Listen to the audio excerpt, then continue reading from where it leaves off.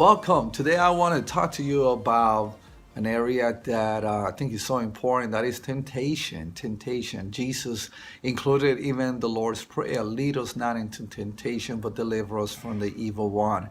And to see how temptation operates, we have to go to the very first time that mankind was tempted. I want to read a verse to you, and we'll look at what it says in Genesis chapter 3, verse 6. And when the woman saw that the tree was good for food, that it was a delight to the eyes, and that the tree was desirable to make one wise, she took from the fruit and ate, and she gave also her husband with her, and he ate. I often wonder, why would Adam and Eve eat of that fruit when God had given them everything that they would ever need? I want you to think about that. God only said you could not have just one thing.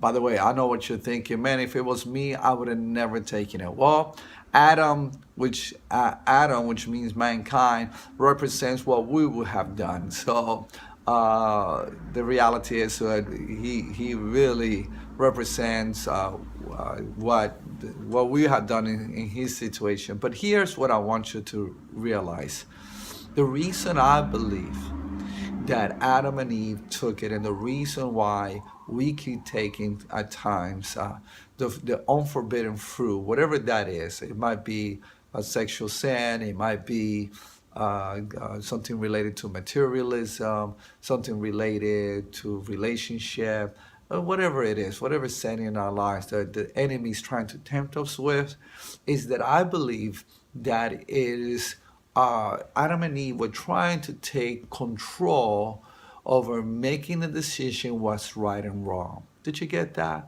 He said that he had the power to make one wise. And I think that's where a challenge comes.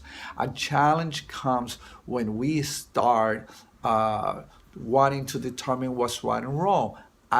At the end of the day, is we trying to take control over our lives. That's why the secret of the Christian life is to surrender, and to surrender control. If you want to go to the next level in God, if you want to become more like Jesus, you have to, for the love of God, surrender, and you have to surrender control. That is at the very heart of the cross.